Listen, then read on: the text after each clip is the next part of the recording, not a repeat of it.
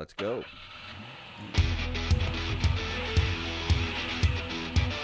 All righty, ladies and gentlemen, automotive enthusiast friends from every single nook and cranny of the planet Earth. You did it once again. You hit the go button on yet another... Kevin, another decennial episode of V8 Radio. Decennial? That's right. It means 10 years, my man. Oh. 10 years we've been doing this show now. Really? Yeah, that's right. Well, happy decennialness to you, my friend. Right on, brother. And to you. Wow. That's impressive. All right. Well, this is the V8 Radio Podcast. I'm your host, Kevin Oeste, joined as always by our esteemed co-host, the always decennial Mike Cue-Ball industry guy, Clarke. Well, that took 10 years to say already. Yeah. Well, and speaking of anniversaries, we do have a very special guest on the line. Our good friend, you may have heard him on this podcast once or twice before. We mention him fairly often, but a guy I grew up with, Mr. Paul Wieshuber. Paul, welcome. Hi. Hi, guys. Nice to talk to you today. Hi, Hey, Paul. well, you'll get over that. I was looking forward to it, but now I'm not so sure. Yeah, well, you know how it is. And the reason why Paul's on, not just because we want to catch up with him, he's a car guy. We've referenced his yellow 62 Buick project in the past. But this marks the 30th anniversary of the 1996 Hot Rod Power Tour that Paul and I did, which kind of kicked off, like, the reason why we're on this podcast today. So we wanted to revisit that. So it's going to be a fun episode. But... Heck yeah. For those who listen to every single episode for the past 10 years, and we know that's you, you know that we start each and every episode off with an automotive trivia question and a little fanfare on this one because the trivia question is now brought to you by Corvette Central. How about that? Look at us. Wow, Yeah. Sponsorship? Only took 10 years. Still, big time. We're in high gear now, yes. baby. That's right. Our good friends at Corvette Central said, we know how much you guys love Corvette trivia questions. And actually that we build a lot of Corvettes in the shop and we use a lot of parts from those guys and they're good friends of ours. And they said, yeah, we'll play along with you. So we're welcoming our friends at Corvette Central to be the presenting sponsor of our trivia question. So how about that? Outstanding. Yeah. Killer. All right. Because the Q and I Can't are wait to gracious cash that royalty hosts. check, baby. What do you mean? There's a Wait, royalty there's real check? money involved? Wait a minute. Maybe I'll figure that part out in the next 10 years. 10 more years. We're gracious hosts. So, Paul, you get to go first with the trivia question. Oh, boy. Okay. So this is something that I was thinking about when I was changing the oil between the 4 separate cars that I own. I'm sure everybody has multiple cars, but yes, change oil on all of them. What is the first car that had an odometer? Oh. And if you Mike, bonus you know question this. is year, make, and model. All right. Year, make, and model. Oh, for Pete's sake. Okay. An odometer. Well. Here's where Mike's going to kill time and tell us what an odometer is.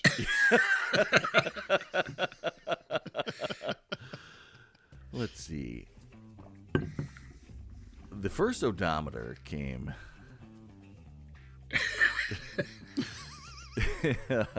I'm going to say the world's first odometer, year, make, and model, was in the 1912 Ford. No, 1912 No, it's not that, Oldsmobile. definitely. Oldsmobile. The Oldsmobile whatchamacallit.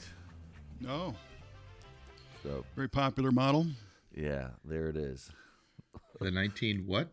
The 1912 Oldsmobile whatchamacallit, 'cause I don't know what the model is. Okay. All right. All right. Kevin. I love the whatchamacallit line. It's my most favorite line of Oldsmobiles. It's It is. it's famous. the way they have the thingamajigs and the gizmos Yes, that are yes. mounted on the Kevin, you go. All right, Oh, so Lordy. as I think about this, we could rabbit hole this one and go, well, gee, why did they put an odometer in these things? And it was because probably it had to relate to maybe repair work. I don't know that people really cared that much about how far they traveled, because if they did, they would have figured out how to put a pedometer on a horse at some point. So this then leads to maybe an auto manufacturer that had some repair services at their dealerships, which means maybe a bigger network, maybe a more sophisticated than a hand-built one-off type car, or small production like a Duryea or some crap. So I'm going to say it was I was leaning towards Ford, but Ford was also very practical. If you didn't need it, it didn't have it. So I think this is where Q was going with his Oldsmobile, whatchamacallit. But I'm going to say it was maybe the Dodge brothers did it. But I'm also thinking this is an expensive thing, so it could be a Packard. And Packard had a thing of service where they were like, hey, we want to make sure your car's taken care of, so pay attention to this stuff. I'm going to say Packard, and I'm going to say 1924. Dunzo, final answer. The 1924 Packard Dunzo. All right. A lot of those still out there. High miles on them. They're a collector. All right. That's a good one. That is a good one.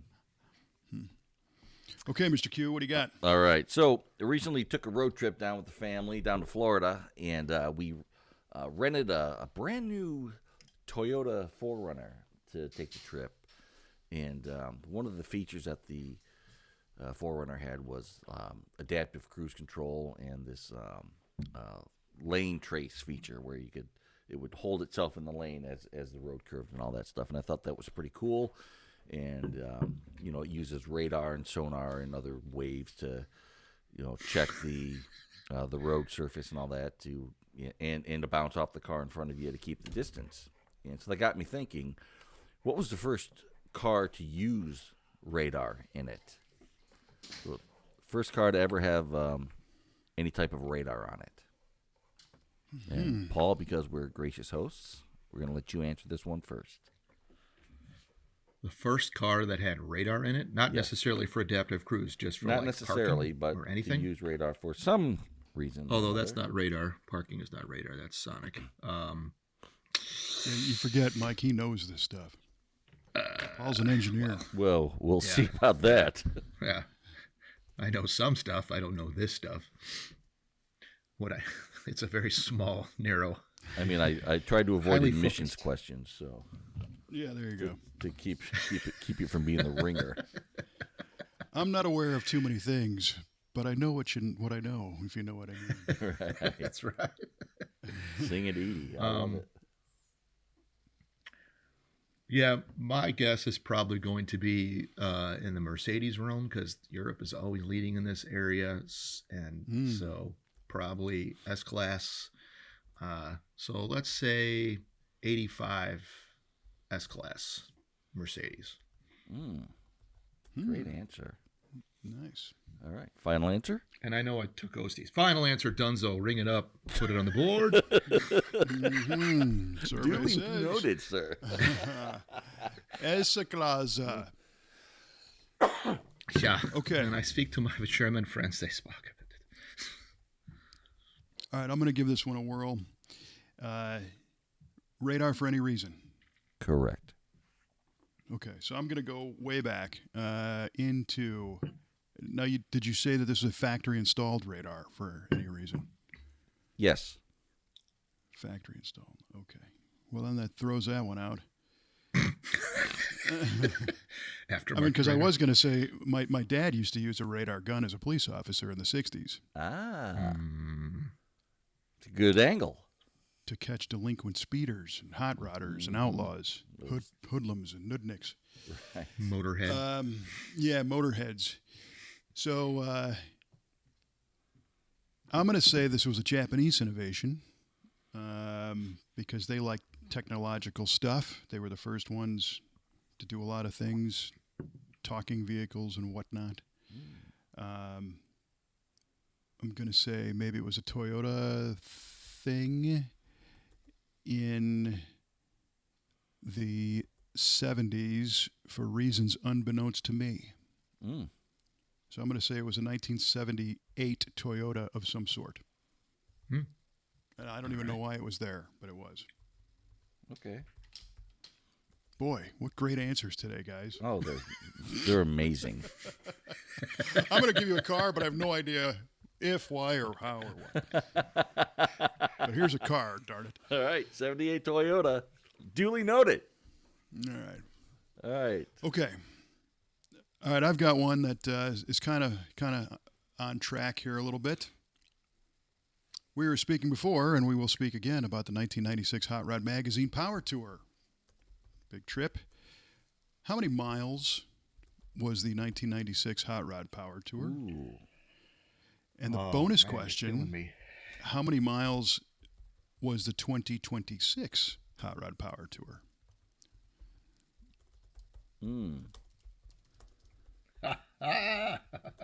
So, being that Paul is our guest and he was there, any idea? And we're talking not the whole journey you and I did, but just the actual start to end trip of the tour. Well, the first question is, did the odometer work on the Cavalier? On the power turd? Yeah, It was not an Oldsmobile whatchamacallit, so No. I don't Yeah, it wasn't. A few things are. But it was from California to Ohio, so it was far. But see, now I'm trying to think, and my brain is shutting down. So I'm going to say a number that's going to make no sense because people are like, "How the hell could it be that far?" Or it's not that far. Boy. Yeah, L.A., Vegas. Boy, it's got to be over 1,000 miles because it was across the country. I don't know. So I'm just going to say, I think it was about 1,200 miles. All right. Yeah, I'd say 1,200 miles. That might be shy, but I'm going to guess 1,200 miles because it sounds like a lot. Okay. Want to take a shot at the bonus? Oh, yeah, the bonus. That wasn't as far because that was Rad Tool down to St. Louis, right, and over. So I'm going to say that was like, actually more. That was probably 1,200 miles. I'm doing the math. I'm like, wait, how far is it to going down to St. Louis? That's 6 hours. Yeah, all right. Let's say that was. All right, I'm gonna say the full one in '96 was 1,500 miles, and I'm gonna say that was 800. How about that? 15 and 8. Is that your final answer? Yeah, and they're terrible. I have my geography obviously is not good. You never know. Could be spot on. What do you say, Mr. Q? All right. Mr. Q says the 1996 Power Tour was 1,900 miles. And I'm going to say the 2026 was 1,200 miles total. Okay. Easy peasy, lemon squeezy. 19 and 12. Final answer? Final answer.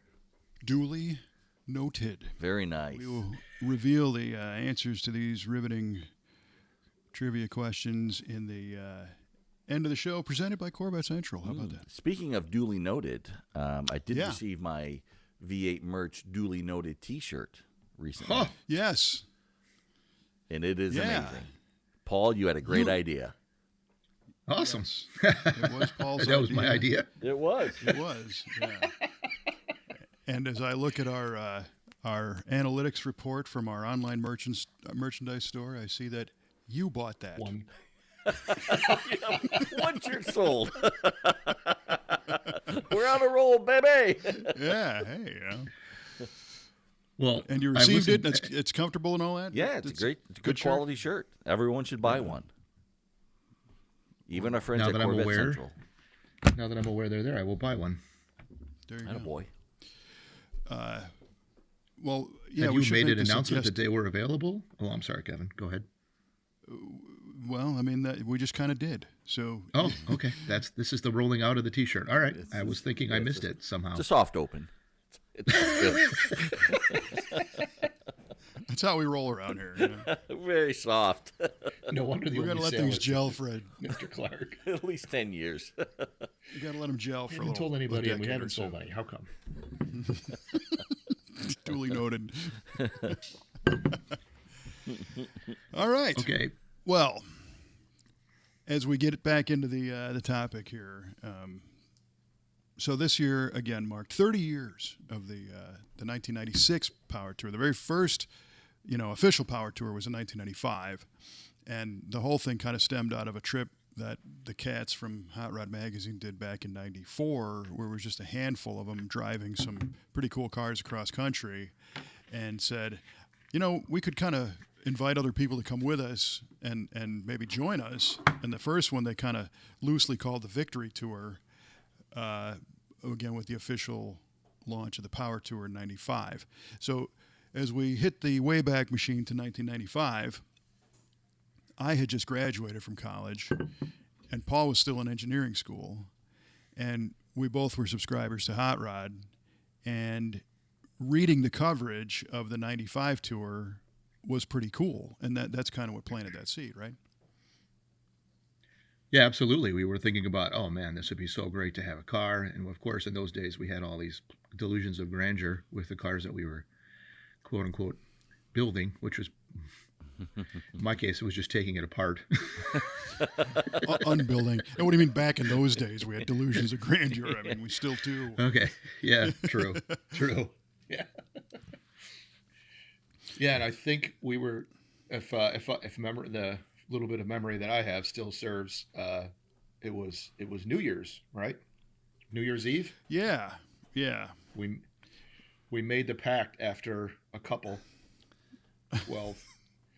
many beers about, we're going to a couple rounds of bingo at the YMCA, drinking soda pop. Yeah. Yes. Yeah. We helped old ladies cross the street for 12 a.m. You're such good boys. Right. That's exactly what happened. I remember it that way too. Yeah. Yes. Cleaning up after people. Yeah, sure. It was, you're right, New Year's Eve at the Tequila Roadhouse in Chicago. And wow. The way I remember this story is New Year's Eve was a thing for our crowd. And to preface this, Paul and I have known each other forever. I think Paul's probably my first friend, right? I know, Charlie Lillard advertises being my only friend, and he's not terribly far off, but Paul was there first. Going back to, 5 years old, maybe? Yeah, kindergarten, I think. Even just you a or I tad asked to go before to your that. house. Yeah? Yeah. Because my dad was a police officer in the town of Park Ridge, Illinois, where I grew up. Paul's dad owned a jewelry store in town in Park Ridge, and our parents knew each other. And I think we got introduced to each other at the jewelry store at some point as little kids. And then we went to kindergarten together, and I don't know, we both read Hot Rod or something, but we somehow connected and stayed that way for a long time. And as we grew up, again, different parts of the country have different traditions and whatnot, but for whatever reason, our group liked to enjoy going out on New Year's Eve during our college and formative years. And so by 1995, we were at the Tequila Roadhouse bar, and I think there was probably going to be 10 or 12 of us that were all going to meet there, and you and I were early. And I remember being in the mid-section of the bar, like before anybody got there. It was like 8 o'clock or something. And in Chicago, 8 o'clock on New Year's Eve, nothing's even started yet, So we had this chance to we were just sitting at a high-top table, and kind of staring at the wall, waiting for everybody else to show up. And, we had a few libations, and I'm like, I don't know, 96, and I was just kind of reveling on the fact that it was going to be 1996. And at that point, I was 23, and you had just turned 24, right? Yeah. Yep. Something like that. And, something like that. Like, what? We should do something cool at 96. Let's set the bar high. That's right. Yeah, we wanted to do make something plans. cool. Yeah, Let's make some aspire. good plans for the upcoming year. Yeah, and you're like, dude, we should do the power tour. And I was like, ooh, yeah, that's a great idea. Which, of course, I completely forgot all about as soon as we said it, basically. And amazingly, I did not, which is very opposite of what normally happens.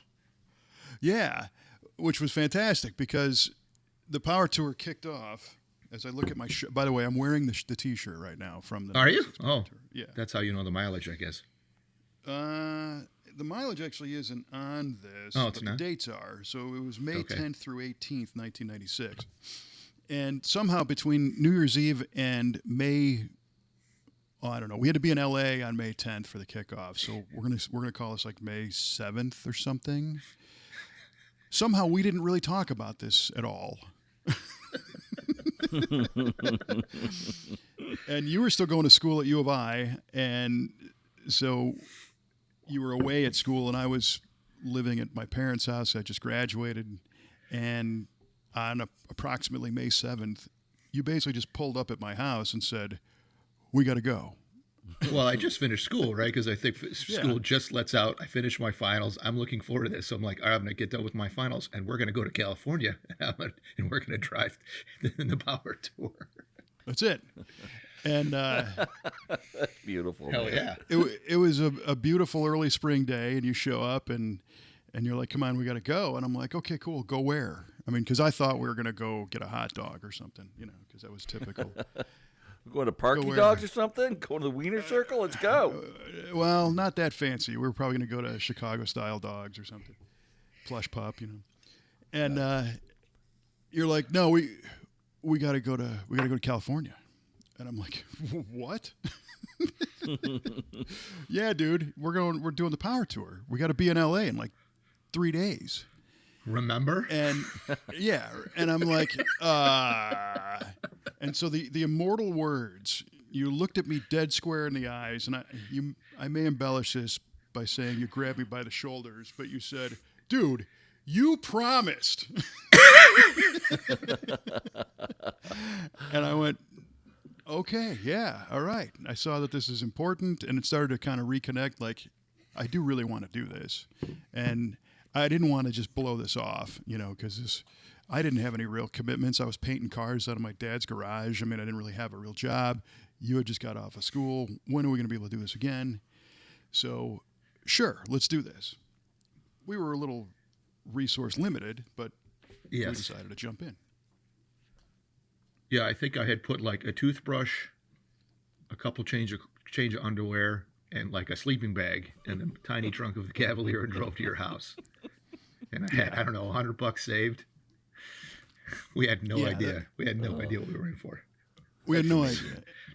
But then it gets, well, then you told your dad, right? Right.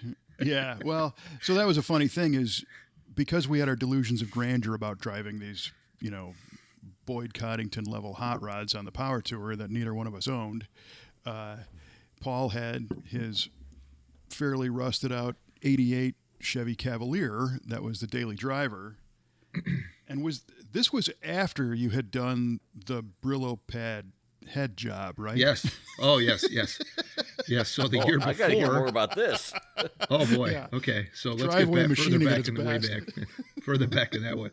So further back, that last summer, 4th of July, I was up to Chicago. I could come up every weekend because, and I was driving back down to Champaign, I think for summer school. I don't know. It was hot, and the car completely overheated on just before the exit for Champaign on I-57. And like, oh crap. So, and I had bought this Cavalier brand new from my older sister, Pauline. Yes, we have the same name. Let's not go into that whole story.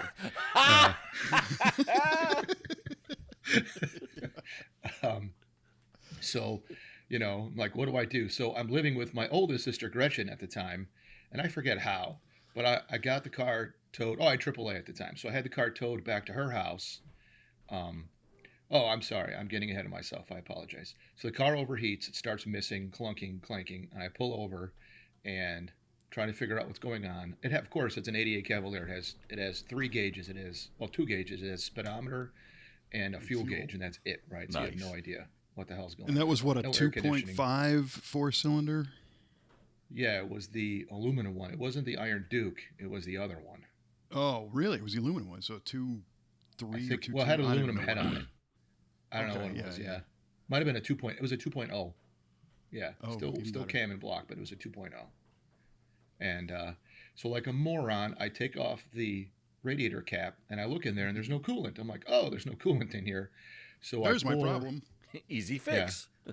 So I grab a gallon. I have an empty gallon washer fluid. I fill it up with ice cold water Nice. and pour it into the radiator. And I hear pop.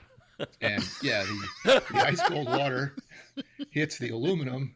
It expands and the water immediately goes in between it and the head gasket and, pours into the cylinders. Just like, Oh, yes. I was smart enough to not try and crank it and hydrolock it, but Well, yeah, that's so I'm good. like, okay, I'm donezo, as Oeste said, and have it towed back to Gretchen's house in suburban Champaign. So I'm riding my bike back to class, and like, what am I going to do with this thing? She's upset. It's clogging up our driveway. So I take off the head.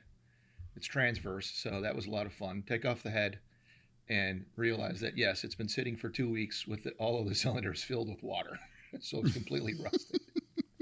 Oh my gosh. So I got no money, so I crank the engine over to pump all the water out of the cylinders with the head off, so that gets Just rid of the out water. the top of the block. Yeah. Just out the top, sure. Sure. A little off the top. And I ride my bicycle over to the local Ace Hardware and get a box of rags and some penetrating oil, 3-in-1 or something like that, whatever, no,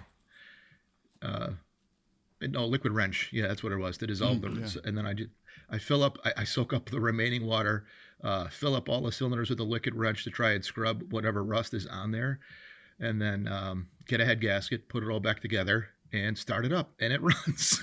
All right. Yeah. It runs, but boy, does it use oil.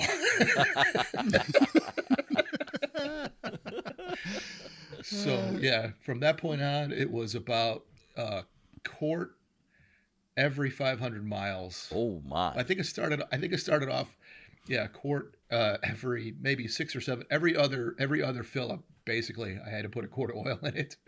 Yeah. So I remember going to Walmart and buying like the cheapest oil. I think you get the oil, like a quart of oil, for like 75 cents. Buying a case of that and putting it in the trunk, and just every time I got gas, having to put one of those in there. So that's what we're driving. We're driving the least reliable car.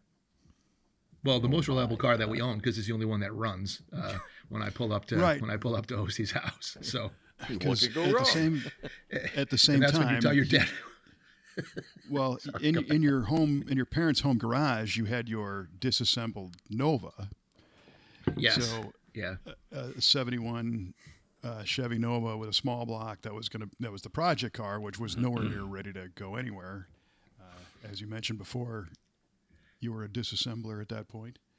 And as was I. I had a 72 Buick Skylark that was destined to be a GSX clone, only if it was able to avoid a scrapyard, which it was not. But it was disassembled in my parents' backyard in the garden, which I'm sure everybody was very fond of. So between the two of us, Paul shows up with his Cavalier and says, "We're going to L.A." And I'm like, "Okay, yeah, right." So I kind of turn around and, my old man, you hear about people today, the term RBF, the resting bitch face. Well, my dad just had like permanent annoyance. He was perpetually aggravated, especially when I was around. So I remember he's in the kitchen and I don't know what day of the week this was, but our kitchen had this little island kind of thing off to the side. And my dad, this was his turf. So he's got a 6-inch black and white television set on the counter. He's got his ashtray. He's got his coffee cup, which right behind that, primed and ready are probably a couple of cans old style, and his day is like figured out right there. And he's like, "What are you doing?" And I said, "Yeah, Paul and I, we're going to head out." Where are you going? And my dad had a famous quote and kind of an interesting philosophy. He didn't really care where I went, but he always wanted to know when I was coming back just because of a potential dinner plan, right? He did feel obligated to really burn some, hamburgers later on in the afternoon, and he wanted to make sure that I was there to enjoy the crispy remnants of whatever he killed on the grill. And I'll never forget, too, when I was in college, I would come home for the weekend, and the first thing out of his mouth, "Hey, I know you just got here, but when are you leaving?" That was his standard question. So he asked me this, "Where are you going?" I think with the intent of, I might be grilling later on, and I don't want to waste it. And I said, "Well, we're going to California." And he goes, "What?" And I said, "Yeah, Paul and I, we're gonna do the Hot Rod Power Tour." And he goes, "You are?" And I said, "Yeah." And he said, "In what?" And I said, "Well, Paul drove the Cavalier," and he just kind of looks out the window and his eyebrow raises and he kind of looks back at me. And he goes, "Did you tell your mother?" And I said, "No." And he said, "You got any Zort?" Which in the 50s in Chicago, Zort meant money. Nice. And I said, "Well, no. Paul's got some money."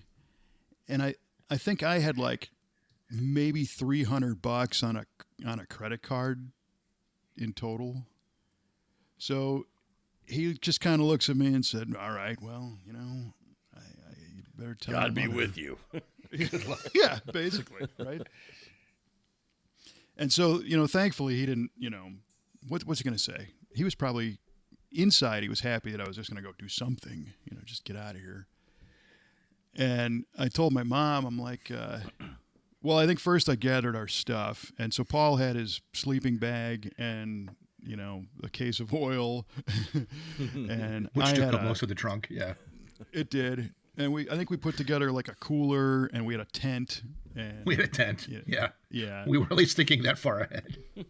And I had a camp stove that I still have, a little Coleman camp stove. So I didn't know what the hell kind of excursion we were getting into here. So we just kind of grabbed the family camping junk and threw it in the car. And I'm like, "All right, Mom, I'll see you in a couple of weeks." She's like, "Where are you going?" "Paul and I are doing this magazine thing." "Where are you going?" "We're going to go to California." "What? Alan, do you know he's going to California?" "Yeah, is this okay? What are you going to do?" "That's a car thing, Mom. Just let him, just fine. Just let him, just get out of here, I don't know." "All right, bye." And then she's kind of waving, like yelling at us as we just kind of saunter down the sidewalk and get in the car and start it up. Let's get out of here. And admittedly, I thought your dad was going to push back a whole lot more than what he did. I was surprised because I think he actually gave you whatever money he had on him. I think he gave you like 100 or whatever, $80. He had I think, like yeah, some 20s. he had exactly. I think you're right. Because he didn't want to. He looked at that as an investment, I think. Because I think in his mind, he's like, I either pay you something now or it's going to cost me a lot more later. All right. To wire you money or something because you're not going to do well on this. But let me paint a different picture for you, Clarke, because from my perspective, right? So he talks about his dad and his constant face of annoyance. But I had known, Kevin, since I was, 5 years old. His dad is, your dad, 6'5" when he was fully erect? Oh, that was 6. Whoops. All right. Standing straight. Family show.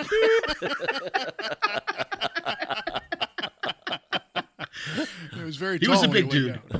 He was a big dude. 6'6". And 6'6". So, and they had at the time when I used to come over to his house in grammar school, you guys had the giant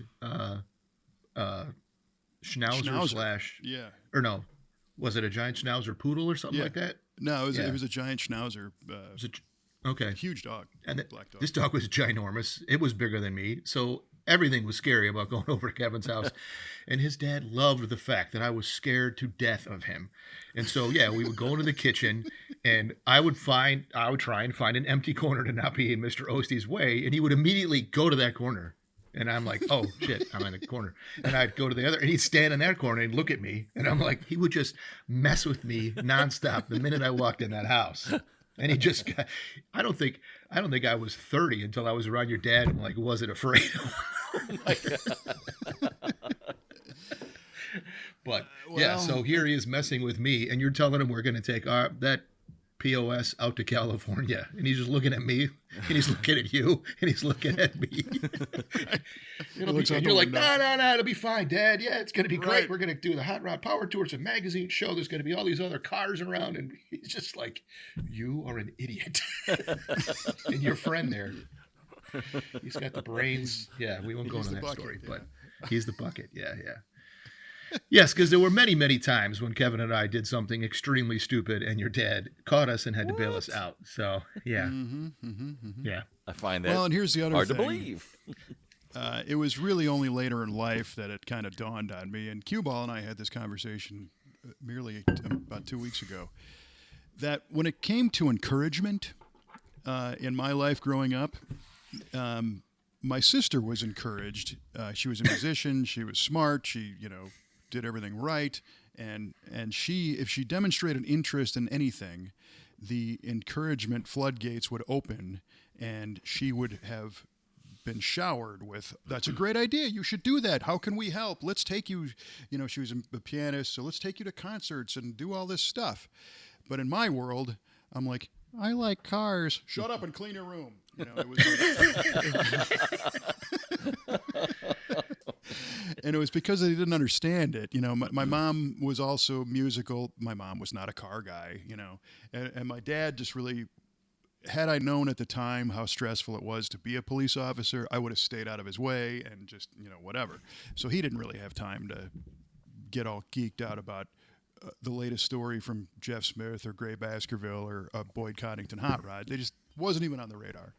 So if my sister would have said, I'm going to go do the piano tour, and go from city to city and see performances, they would have bought the tickets. They would have bought her outfits. They would have been going with her. They would have been like, let's go. And they would have dragged my happy ass along too. But in this case, they're like, you're going to do what? But it was nice of them to we just kind of left. And there we were, We left and we immediately had lunch at KFC. We did. The corner of Greenwood and Toohey. That's Nice. one thing I remember. For some reason, I remember that too. And then we went across the street to the Shell, filled up the gas, filled up the oil.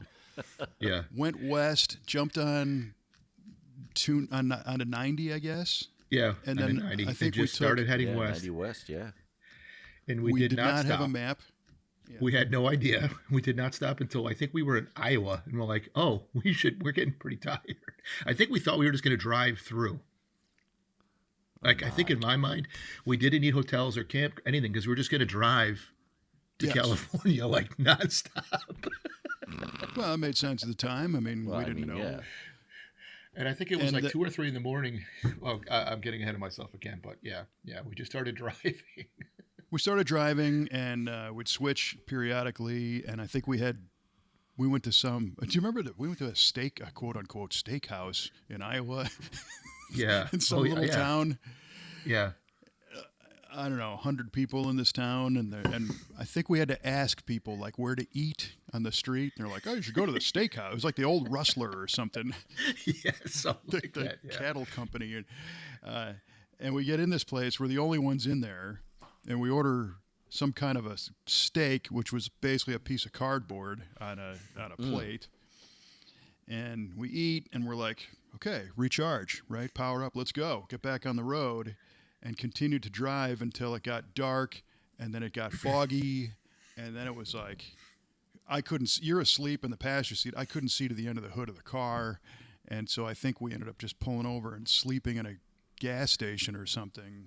Yes, we did, because it was like 3:00 in the morning, so we just pulled over and just slept in the car until sunrise. Oh, my. Yeah.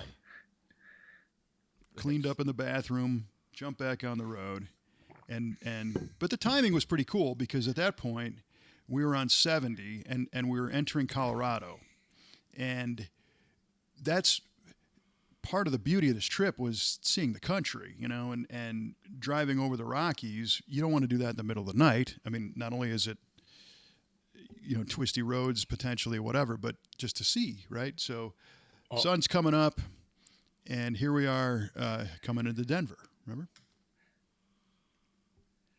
Well, I also have to add to our packing list, because recall that the other reason we had no room in the trunk was you brought your video camera, which in those days was not small, right? Mm.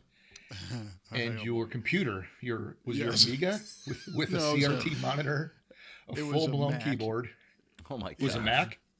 Okay. Yeah, it was a Performa 450. So it was a That's what it was. desktop, not the all-in-one thing yet.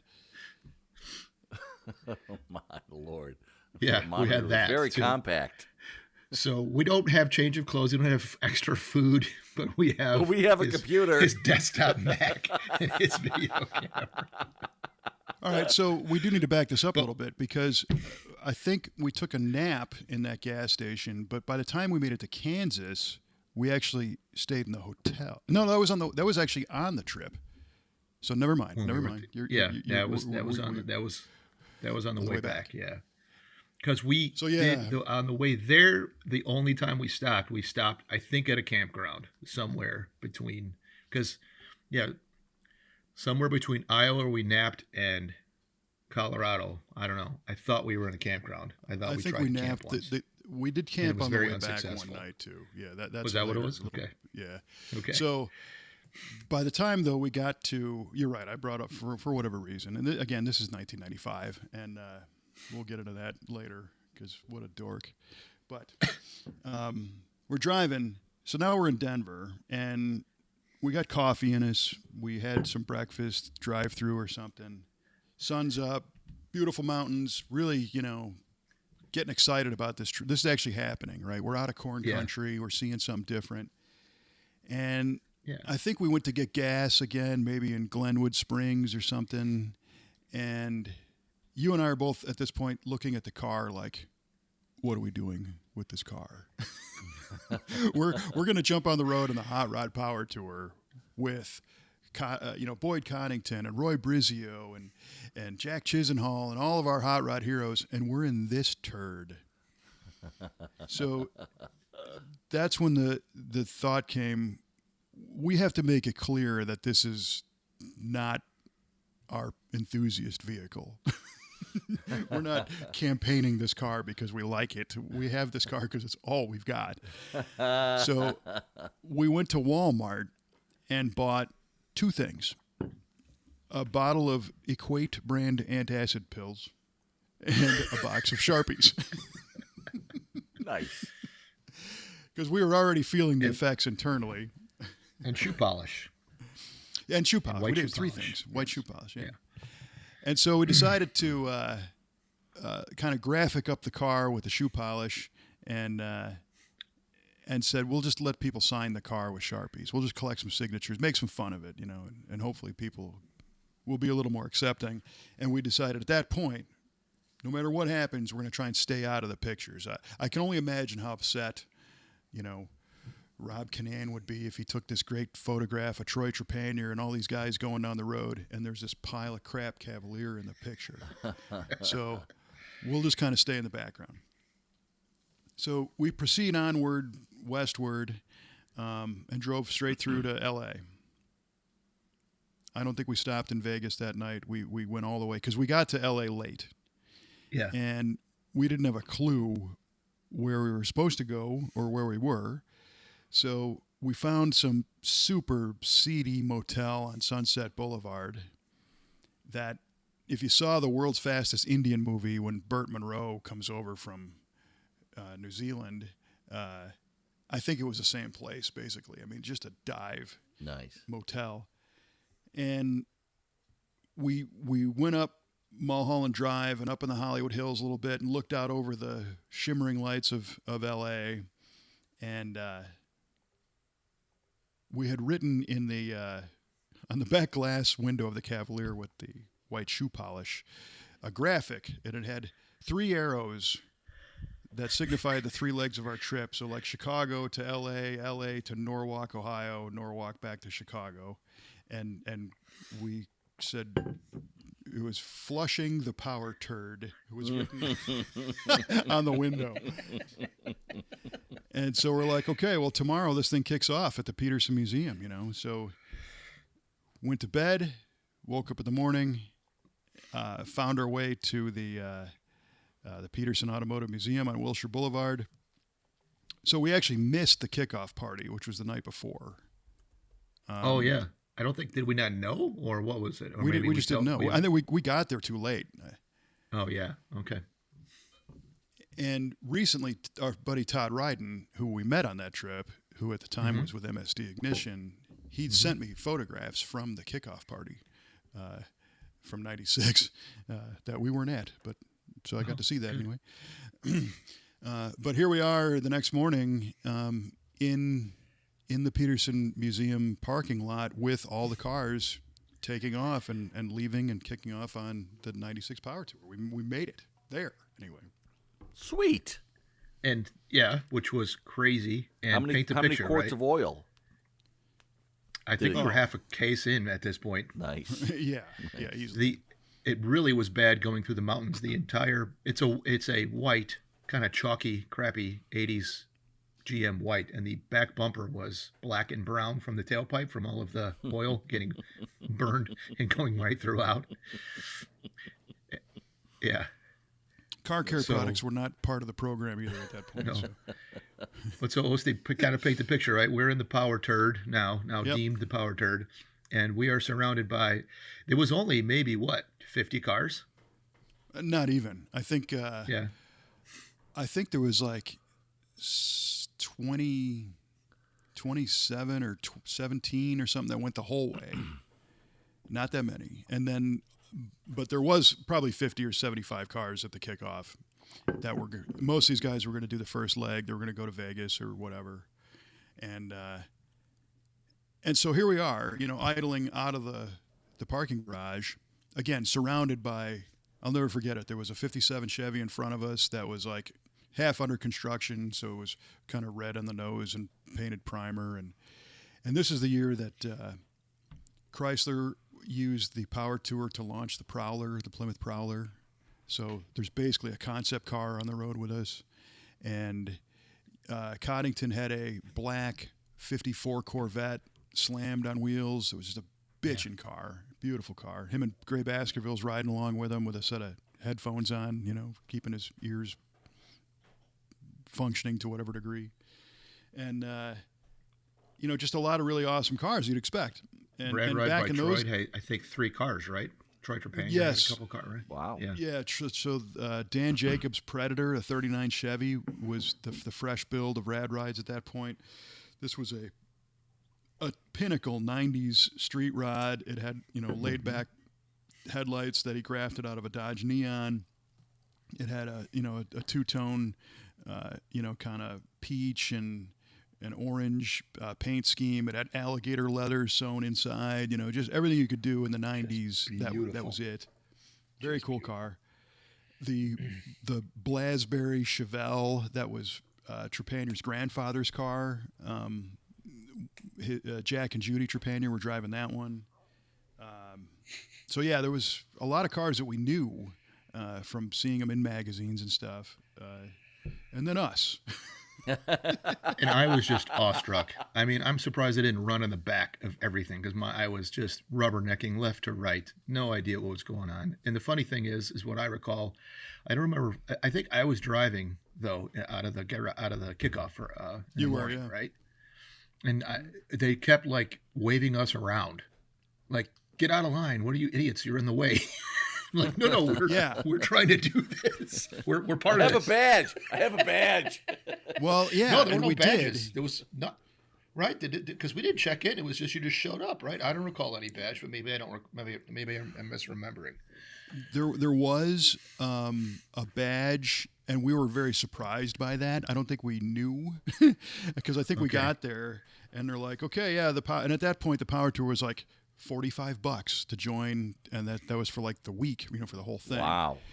And so I think somewhere I still have it, but it was a red laminated badge that we hung from the rearview mirror on a lanyard. Oh, okay. That's right. And that was I kind do of our remember that saving now. grace, because the processional left the Peterson Museum, so it went west on Wilshire Boulevard, then it went south on La Cienega down to the 10 freeway, hooked a left to go east towards Las Vegas, and we took the 10 to the 15 to Vegas eventually. And it was kind of cool. We're kind of going through lights, as a train, and a few guys are kind of directing traffic here and there, but nothing. This is really before they had formal organization of this tour, so it was purely just the magazine staff doing it. And at the time, Drew Harden was editor, Jim Savis was publisher, Rob Canan was on the trip. He was a staff editor. Baskerville was on. I'm trying to think of who else was on that trip. But so now we kind of get on the freeway. We're on the open road, and like what Paul was saying, through some of those red lights, the magazine staff was like waving the other cars through, and they'd kind of shoo us off to the side because they thought we were regular traffic. You guys get out of the way. But then we just cruised down the road with everybody and taking pictures and taking videos. And by the way, I do have a lot of this on video, and it's only taken me 30 years to not yet finish editing it. But I commit to putting together an edit of this whole thing, so you can ride along in person with this, because I finally transferred it all to a digital format, so I have it on a hard drive. Well, that's why I mentioned the video camera, because at the time, video cameras were not nearly as ubiquitous as a phone in your pocket. So the fact that you brought that along, I thought it was stupid, because I always think everything is stupid because I'm a jackass. But huge to have that video now is awesome. Like I recall just that. I mean, granted, it took 30 years to put it out, but that fact that you have this on video is incredible. So. Because you shared with me the one part, that little part we had to take. I don't want to give too much, the whole ride, but so that will be amazing to have on, if you post that or whatever, to be able to share it. So. Yeah, I'll put the link in with this podcast. I'll get this done quickly if I can. 30 years in a couple of weeks, but You got a lot of free time. Come on. I do.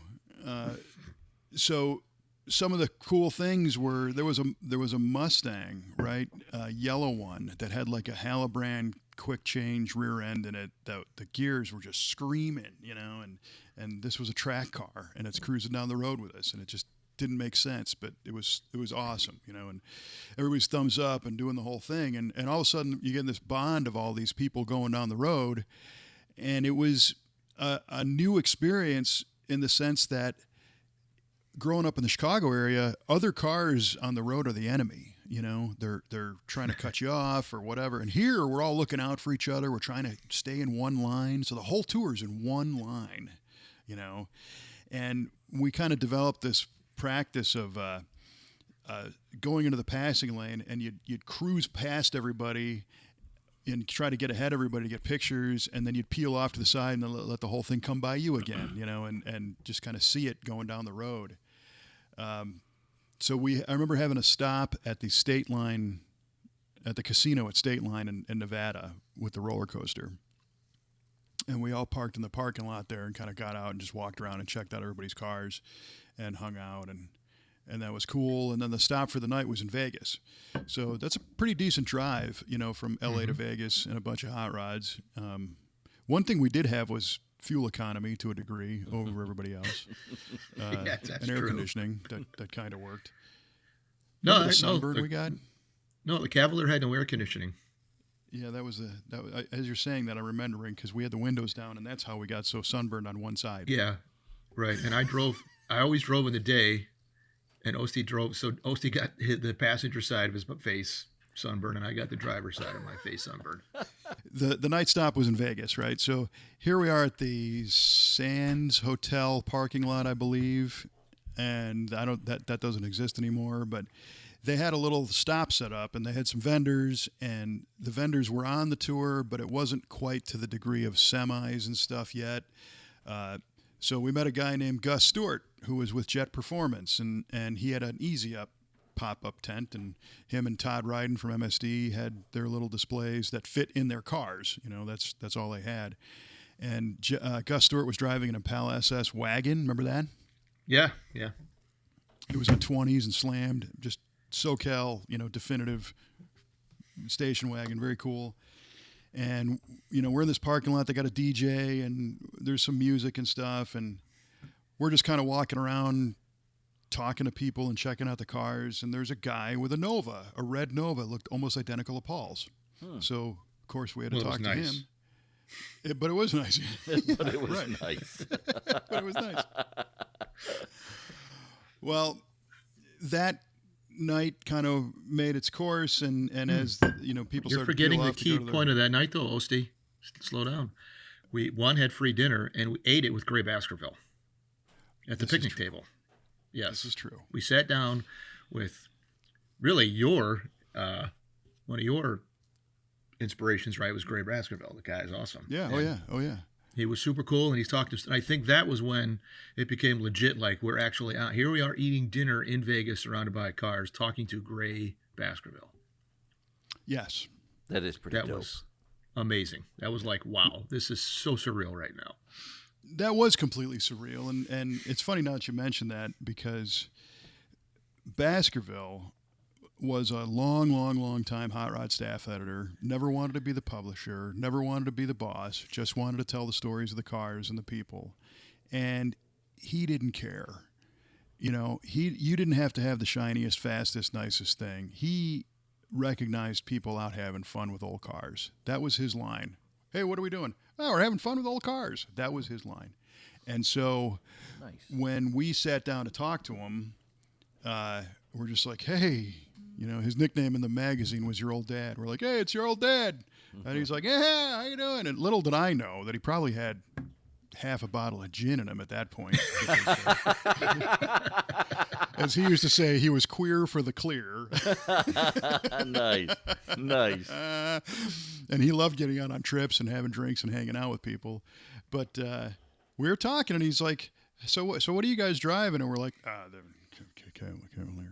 What? That pile of shit. And he's like, who cares? Glad that you made it out. And we're like, that was like really cool, because we were so afraid of being judged. He was being very inclusive. Yeah.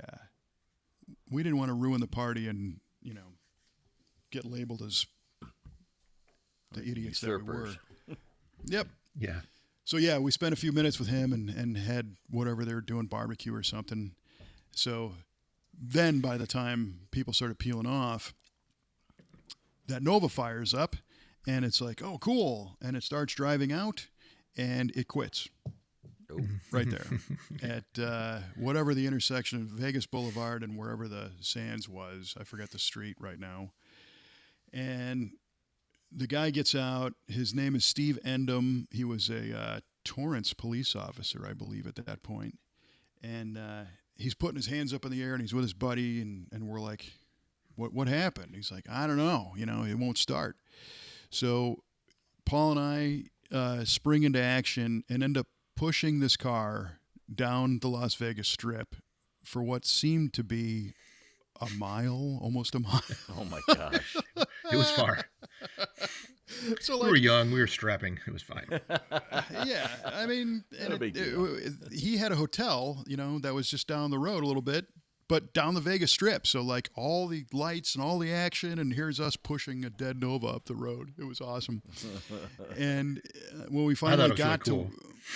yeah.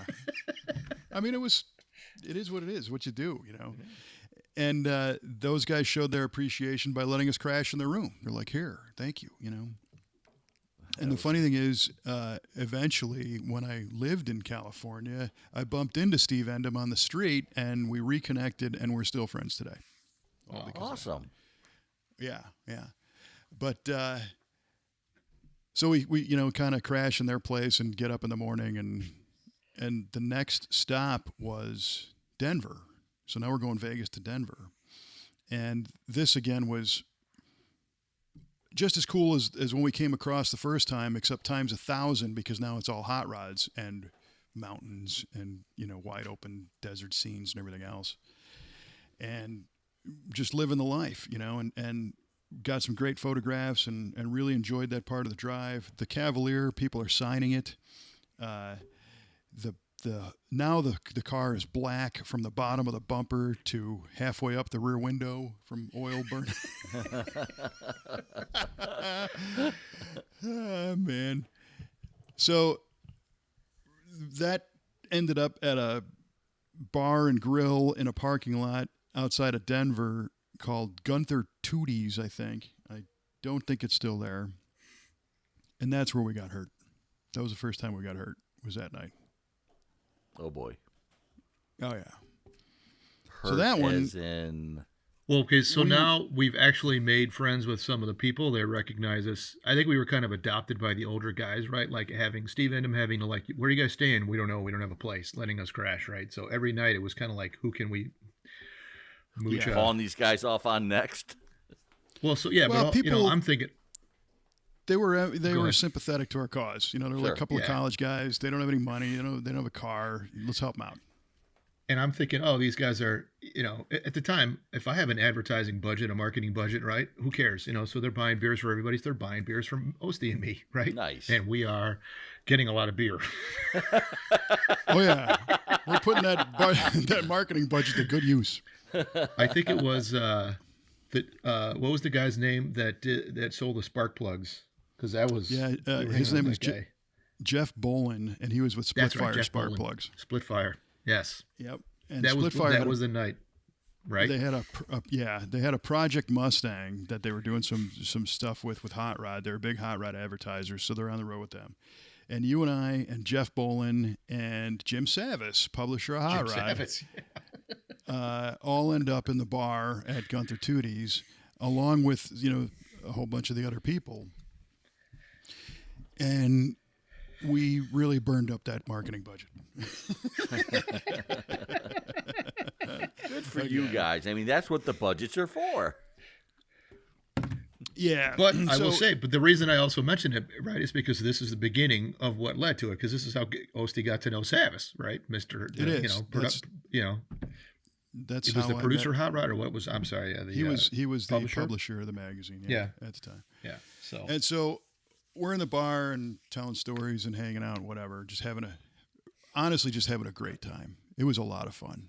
It was a blast. And the night winds down, and Jeff Bolin signs his tab, and he's like, "Well, guys, I guess we'll see you tomorrow. Where are you staying?" And we both look at each other because we didn't have a room. We're going to camp, is what we said. We're going to camp somewhere. Yeah. He's like, what? We got a tent and everything. We'll probably just sleep in the car down by the river. Yeah. And so he's like, well, just crash on my floor, So once again, we crashed on somebody's floor. But he was a pro. I mean, he got up early and headed out, left us in the room. And I don't know when the hell we woke up, but we had to catch up with everybody. We missed kind of the grand kickoff that next morning. And, as I'm thinking about this, I think we did camp on the way out, because that Denver stop is where we stayed in that hotel room. But when we did camp on the way out there, it was Colorado. So we did spend a little while at some point, I think, at a campsite. I just recall doing it one time and knowing it sucked, and it was not. We did not. Well, have what I remember for that is, and we're like, hey, we're gonna camp, so let's go grill some burgers. And we went to the grocery store and ended up spending like $40 of material to make 2 hamburgers. Oh, jeez. Because we had to buy a box of burgers and buns and ketchup, and so that didn't go well. So the next morning, mid-morning, we get up and the jovialness of the night before has long worn off. And in fact, at this point, my co-pilot, Mr. Paul Wieshuber, was not really feeling that great. Oh, I was so hungover. Whoa, good Lord. So hungover. And one of the downfalls of the 88 Chevy Cavalier is it had crank windows. And crank windows are hard to get down in time when you need to purge the demons.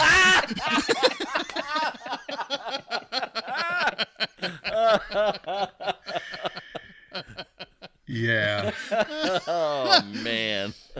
He knew So- I was going to hurl. He had the camera going. Yes. Now that's the Oeste I know. Yeah, but to Paul's credit, he didn't. He restrained himself from vomiting tape. on camera. Yeah, which is kind of a bummer looking Oh back. man. And so I put the camera down, and then he hurls, but didn't get the window down fast enough, so the whole inside door panel of the car is Oh covered my gosh. and puke now, right? Oh. So here we are at the next gas stop, and everyone's like, "Yeah, this is great," and they're washing the bugs off their windows and everything, and we're over there with window washers on the inside of the car. Yes. There is video footage of me scrubbing the inside. Thank God the Cavalier was so cheap. The plastic interior door card was just plastic, and I just scrubbed it with the windshield scrubber thing, you know. Yeah. And it's a video of me washing it, and I am just green, and Oeste is just laughing. It was hilarious. Oh God. It was pretty Oh, I bad. bet it was yeah. so fragrant. Ugh. Oh. Yeah.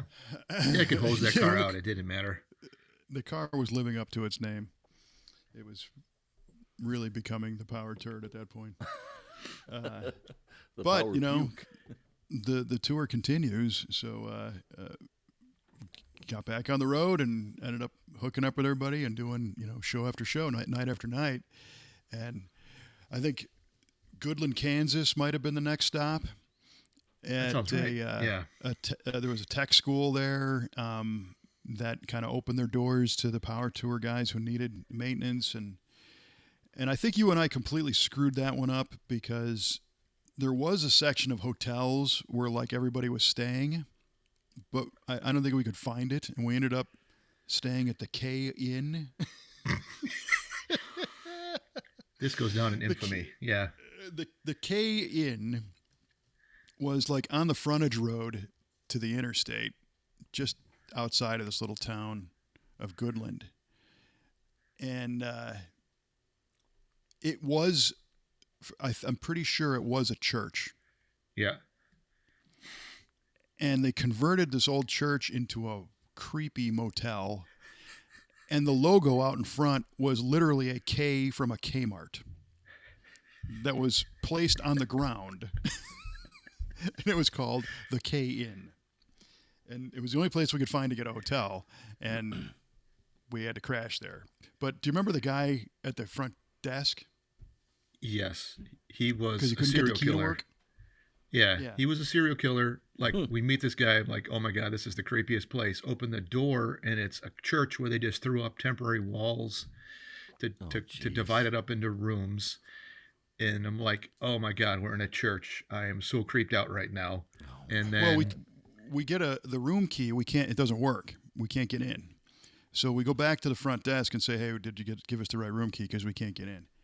And he's like, "Oh, I'll let you in." And he pulls out a screwdriver that's like 9 feet long. Oh my gosh. And he just Well, no, shoves it into 'cause the what- lock. no, we got in the room because you set all of your stuff up, and then it wouldn't lock.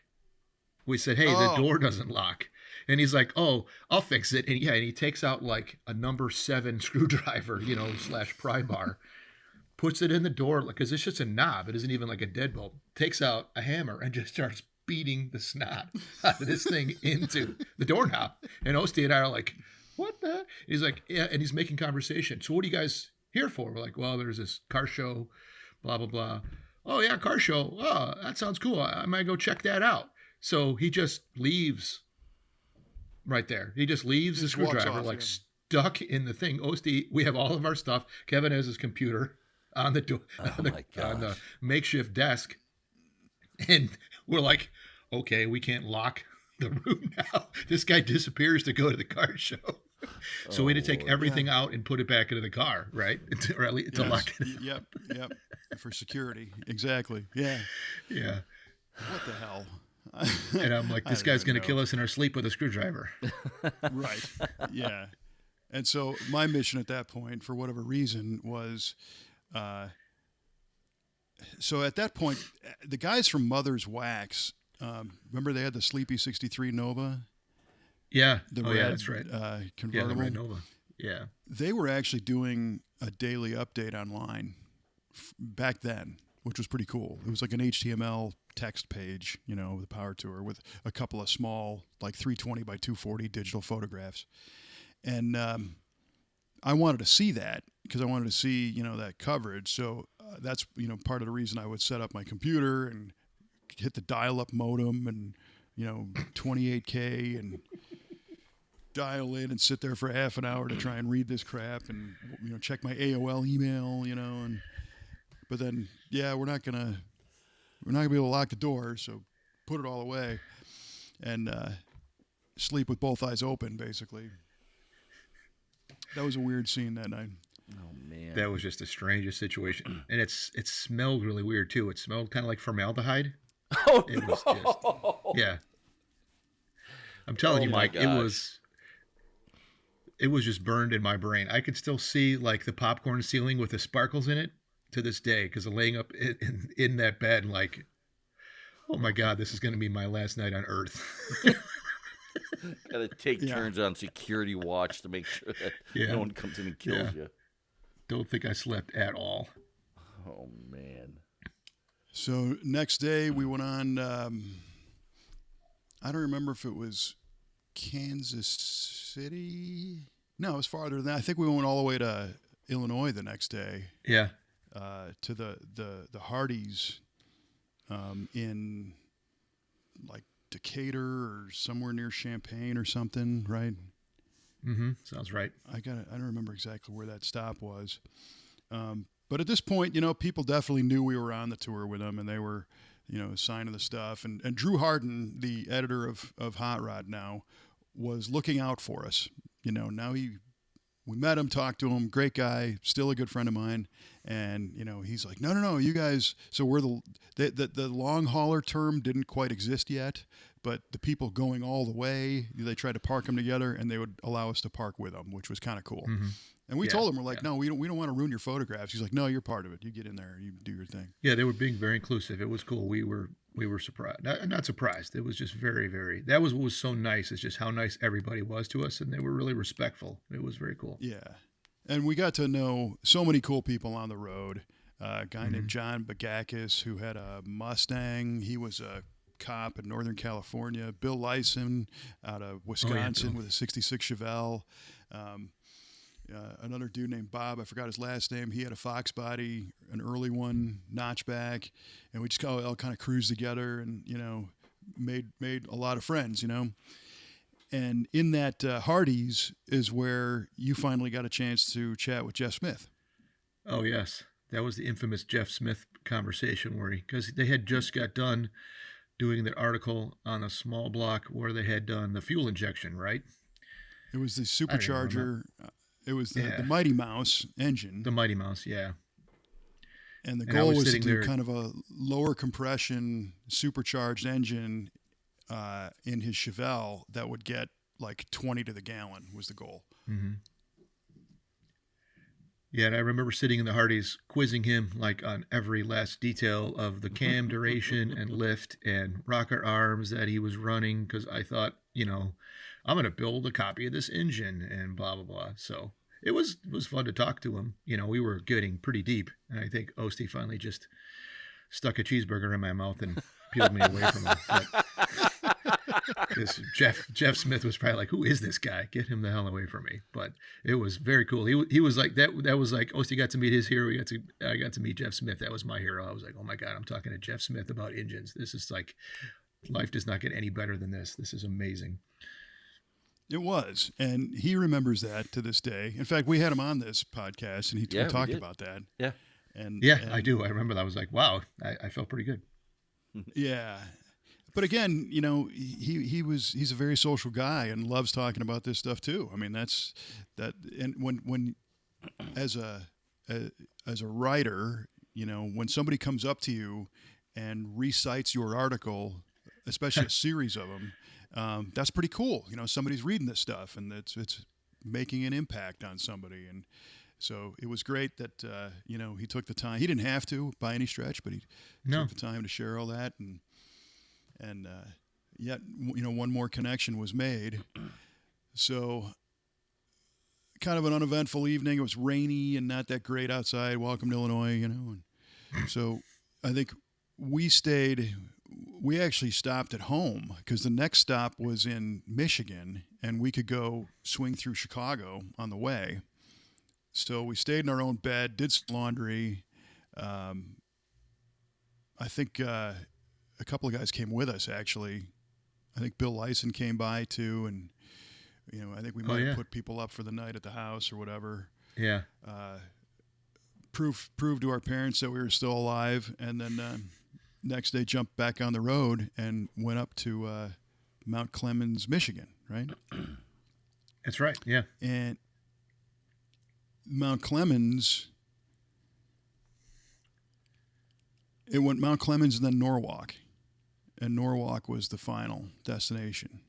And Mount Clemens was a party and a half. I mean, the whole city, I think that had the biggest turnout of any of the cities of cars up and down all the streets. And, of course, a lot of bars and a lot of, people just having a great time. And I remember hanging out with some of the guys from Hot Rod and some of our new friends and everything. And so now we were on the road you and I were on the road for a few days to get to LA, and now 6 or 7 days on the way back. Mm-hmm. And this was like our new culture. This was just like what life was now, It's like you drive all day and you hang out with cool people and party all night. And then you do it again and again and again and again. Yeah. It was surreal. And I think Mount Clemens was what sort of like that was like the first indication of how crazy the Power Tour could be, because that was like hundreds of cars, which seemed crazy at the time, were out there. Just huge. It took over the whole town. Yes. And I think I remember Savis telling me later that we were all in some Irish bar in Mount Clemens, and he was daring me to go sing on stage, which I did not, because I don't think I was properly, liquid motivated at that point. Mm-hmm. But he still remembers that. He's like, wow, you should have done that. I'm like, Jesus, dude. Yeah, that would have made a difference in the world. In that world, it would have.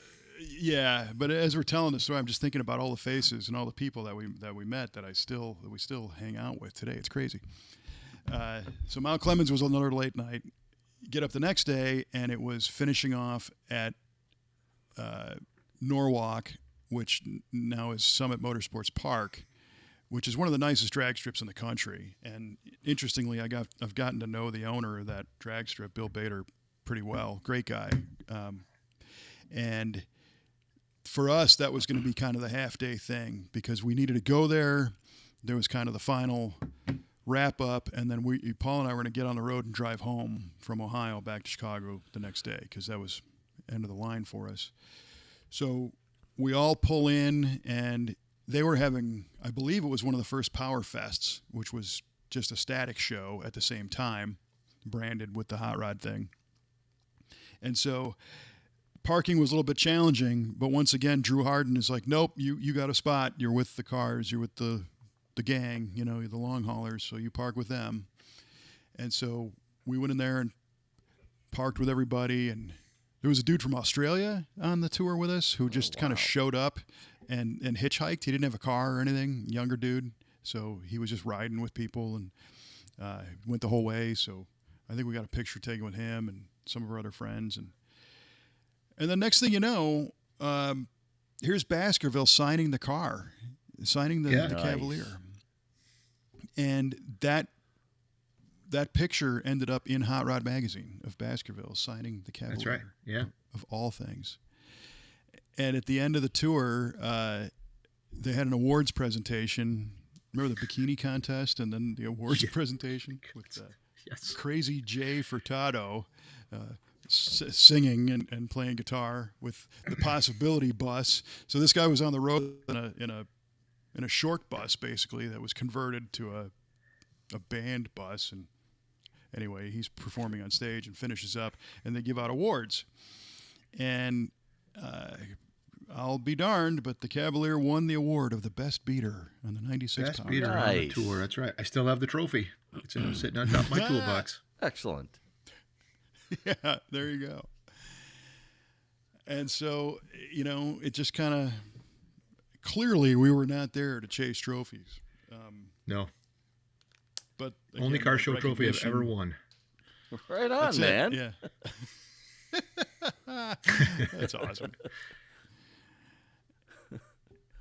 And then we all kind of packed up and headed out, went home, and tried to figure out what the hell happened, because it was I bet. just this unbelievable, surreal experience. And interestingly, when you look at the type of experiences people have on a power tour, this one was so different in many ways because we didn't have mechanical problems. We weren't worried about a big block overheating or we didn't scuff a wheel, or we didn't, a lot of the road problems that classic and, muscle cars have. We didn't have any of that. We just drank all kinds of oil and beer. We got passed by a few beers. We got passed by everybody going up the mountains because the car didn't have enough power after Paul's high compression re-ring job. And then we'd floor it and pass them all on the way down, so we get some momentum going up the next one. Neutral. I put it in neutral and just coast pat. Yeah, do like 110 in neutral. just yo-yo back and forth. Past Safety everybody. first. Right. So taking kind of that mechanical aspect out of the power tours, it was really just a social trip, for us. It was seeing cars and talking to people about cars, but we didn't really have to do much with ours outside of clean the puke out of it, and pour gasoline. Proper maintenance must be done. Yeah, but it completely left a mark. It was a life-changing experience in so many ways. And a year later, when it came time, power tours coming around again, and by this point, I actually had a job. I was working for a chemical company in marketing in a Chicago suburb. And Paul was still finishing up engineering school, I think, in '97. No, I graduated and I had a job too at that point. That's '97 when I started you were international. Yeah. Oh, I was right. living in Fort Wayne. Yeah. And still there, yeah.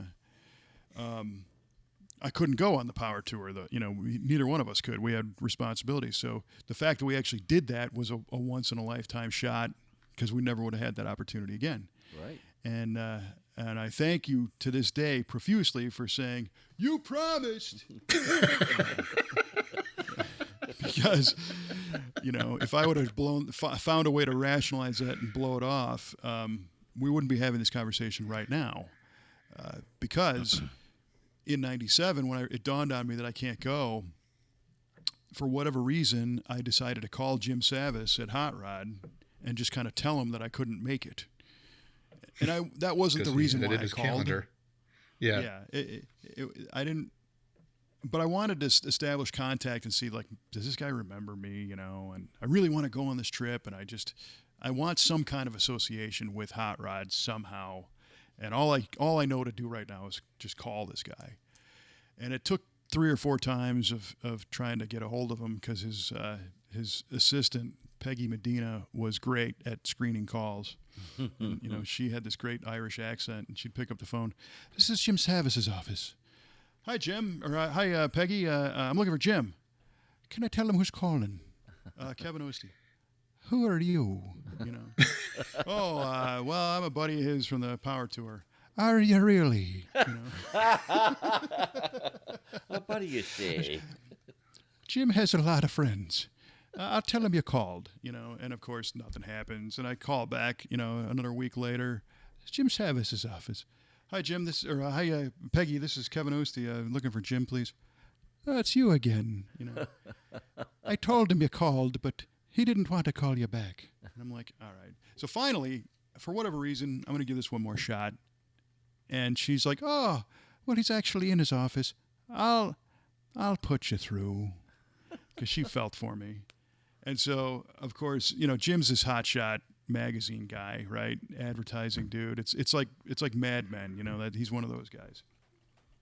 And so everything is speakerphone, in the 90s. So you hear the phone transfer and then this click. Yeah, this is Jim. Jim Savas. Yeah, what do you want? This is Kevin Oeste. Yeah, Kevin Oeste. Yeah. Who the hell are you, man? I said, well, I met you last year on Power Tour. Oh yeah. Yeah, I meet a lot of people on Power Tour. Who are you? What? You're on Power Tour? What were you driving? Well, my buddy and I were in the Chevy Cavalier, and he goes, I remember that. Yeah, I remember you. Yeah, absolutely. You tried to sell me on putting that thing in the Peterson Museum when we were in a bar in Colorado. I did.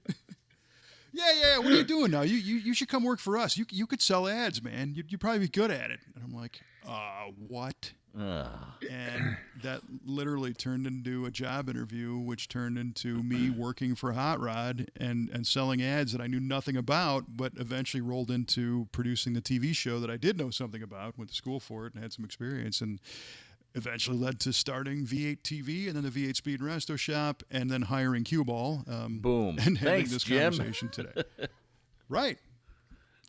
But all from, Paul's persistence of saying, no, man. No, we got to go. Yeah, which ultimately Well, led to me meeting my wife and all the rest of it. Yeah. Yeah. Well, I think again, the funny thing was though, if I would have gone without you, I would have met no one because I would have talked to no one. I would have slept in the car the entire time, and I'd be like, "Oh, Power Tour sucks." So, yes, yes, I made you promise, but you made it. You made it the excellent experience and the ride that it was because you were the outgoing one. Me, I'm more of an introvert, obviously. So well, I think it was a good combo for sure. But yeah, it's always been. But it was a lot of fun. I knew after taking that first bite of the chicken sandwich at KFC on our way out the door that we're going to do this, right? And if we're going to do this, we're going to do it all the way. Yeah, So we did, and it paid off. And that's the lesson. You can't, if you want something, you got to jump in and do it. And fortunately, it was definitely not a straight line, but it paid off, and here we are. So, well, that's it. And that a lot of things happen when you just. Well, Lord knows we never planned. I haven't planned a lot in my life ever, honestly. And thinking especially of the show. Yeah, well, and just thinking like the reactions of your parents and I don't know what I told my parents. I'm just like, yeah, I'll be back in 2 weeks. I think I just left. They didn't pay too much attention. If I'd have told if my kids came to me and my daughter, oldest, came and, said, maybe it'll be different after, when she's 24, said, hey, I'm going to go drive with my friend to California. I'd be like, no way. So, you most certainly are not. Yeah. Yeah, you have no money, you have nothing prepared, you have no so. Yeah, so thank God our parents they let us roam, right? That was the 90s, so you could just do whatever. I don't think it goes back to how much being the fourth of four. My parents, they weren't exactly helicopter parents. Yes, and I had. They didn't know I went out for the luxury. football team. They didn't know I went out for the football team till I was a sophomore. I played the entire freshman year without playing, and they didn't even know. Oh my gosh! They never came to a single basketball game. We were in those intramural games, right? They never came to a single game. My parents visited. Right. I went to technically 3 schools. I went to ISU, UNLV for a semester on exchange, and then University of Illinois. And my parents visited me a total of once, which was when I graduated. Oh my! Yep. Yeah, I moved you in at Illinois State. Yes. We packed all your stuff in garbage bags and an Edelbrock intake manifold box and moved them into college. Absolutely. Yes. So. Well, yeah, and the same thing. After my sister, I think my parents' philosophy was more of just like disappointment management at that point. Just make sure he's not homeless, and we're good. Yeah, you're still alive. You're not ruining anybody else's life. Okay, fine. Here we go. Winning. Okay. Yeah. So, but paid off. So fortunate for it. Look back and laugh. So that I will get the videos together because it is fun, and there's in particular kind of a fun motivational speech that Paul and I gave to each other as we're waiting in line to exit the Peterson Museum parking lot, being surrounded by cars, where we are pep talking ourselves into making sure that our cars will be done for next year's tour. Yeah. Which of course didn't happen. Didn't work. But the intent was there, which was good.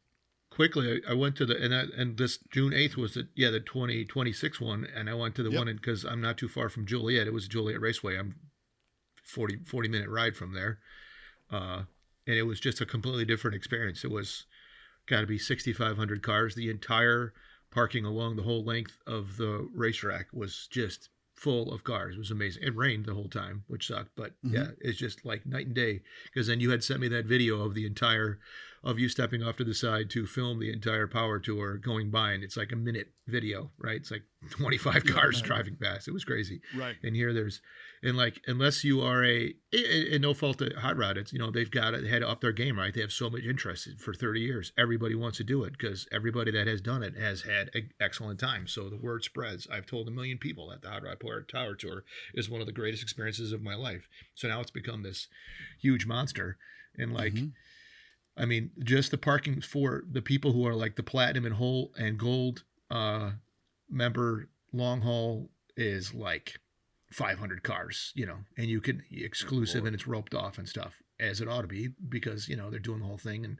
But it's like, wow, what a difference between two yahoos that are in their 20s showing up and just being like, hey, I think I'd like to do this, to this full blown production with trailers and merch sections, right? I mean, there's displays and everything out there. It's just incredible what it's turned into. So I'm glad we did it when it was young, because it was a lot of fun. We got to meet so many people, and it was just a blast. So yeah, today's a totally different animal, and like you said, it's just because it just has grown the way it did.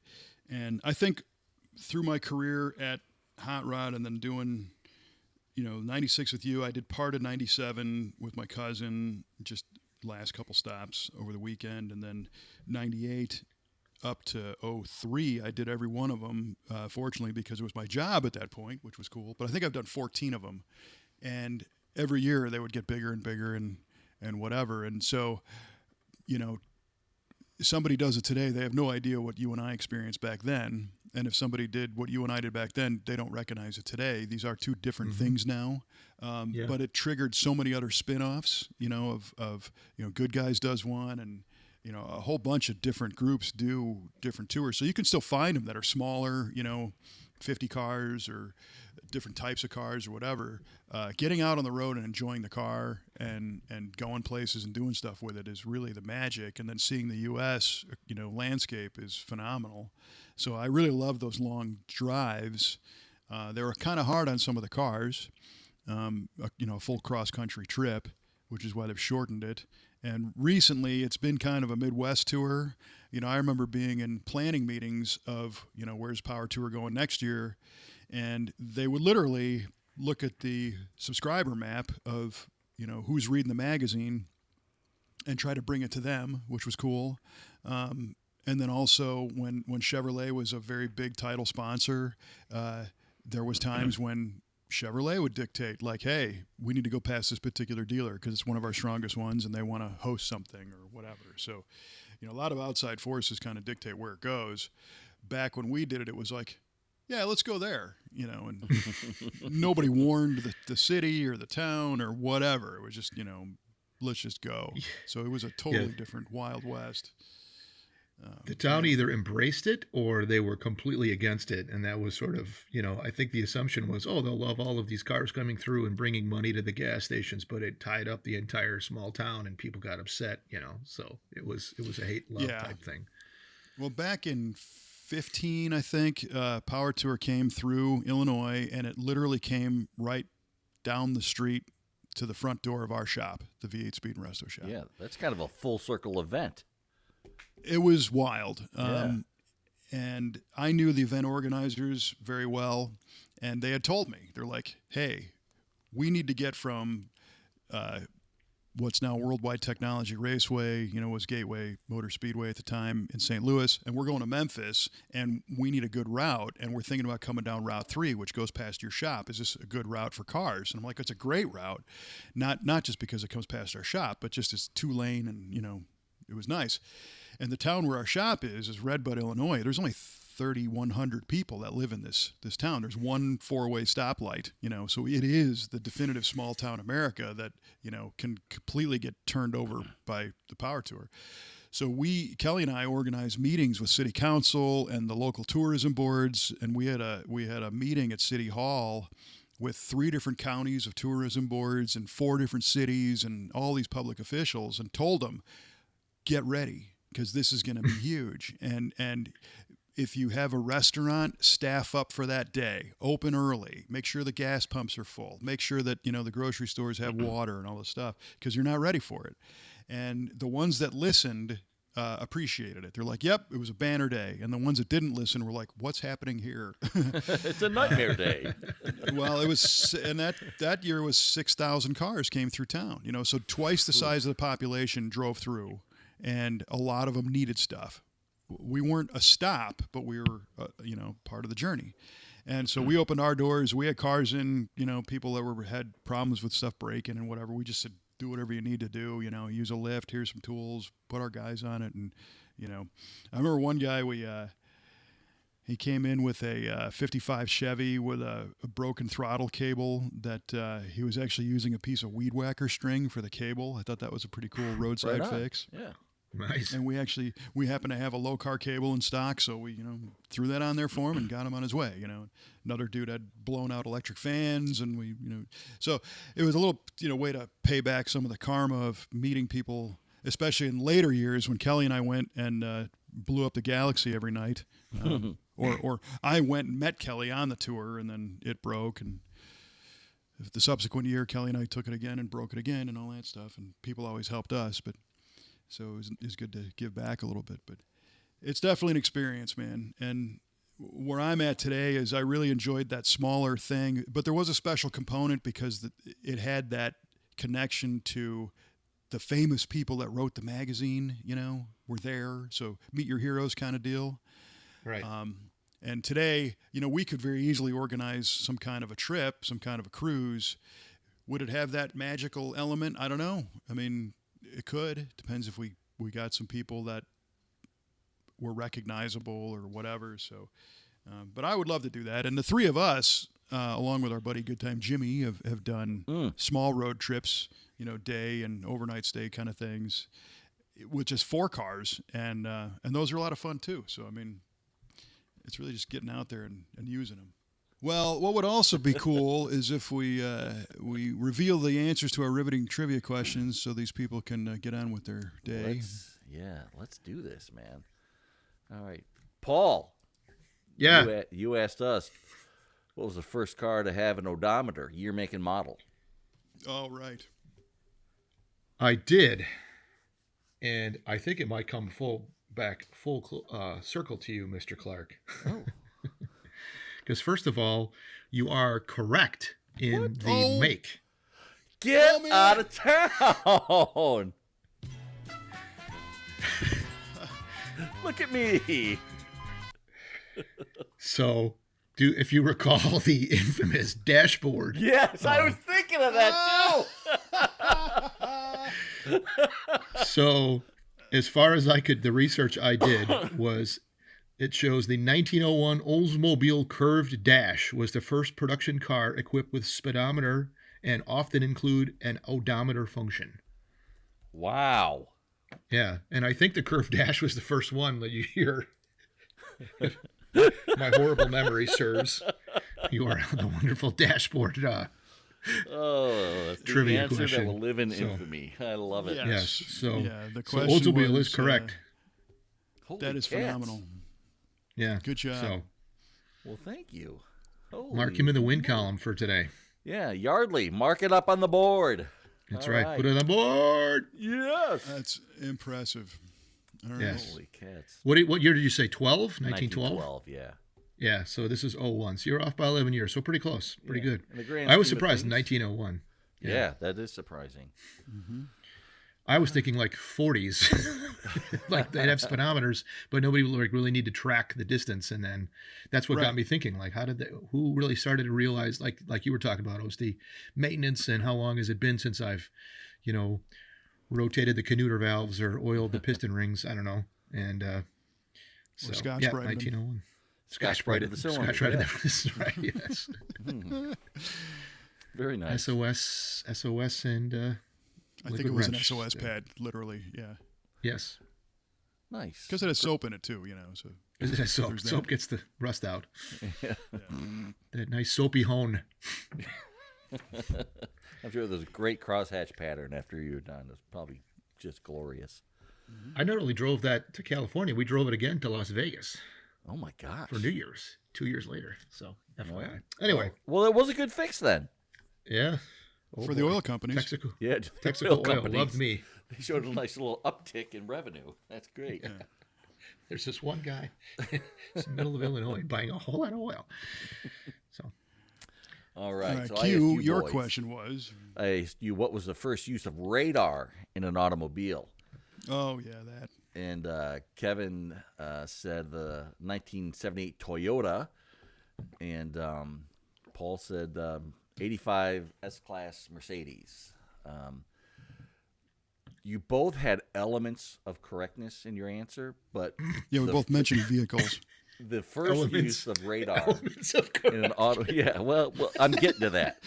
That's the title of his second album.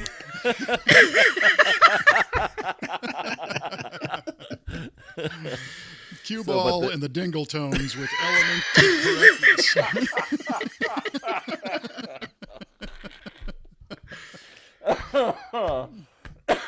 Anyway, the first use of radar was in the 1959 what? General Motors Cadillac Cyclone concept car. Oh, wait a minute. I'm throwing a flag. But that's a 'cause you didn't say concept car. You It's said still production. a car, and it was done by the factory. No, you I literally never said said factory production. production. Now, did I? Oeste asked you production. No, he said factory. That was factory. I think I said don't think- factory You didn't say production. factory, you didn't say You can play production. the tape back, but Well, will. all right. Fine. I'm not. Yeah, So I'm going the to complain concept about car used the fact that there's no prizes and I didn't win one. Do they make a concept car in a factory? I don't know. Yes, absolutely. Okay. It housed Just the kidding. it housed proximity sensing airplane radar inside its twin front Dagmars that would alert drivers with an audible signal and a flashing light on the dashboard. Warning, Right you are before now you getting crashed into cancer. the car. Yes, exactly. But the elements of correctness is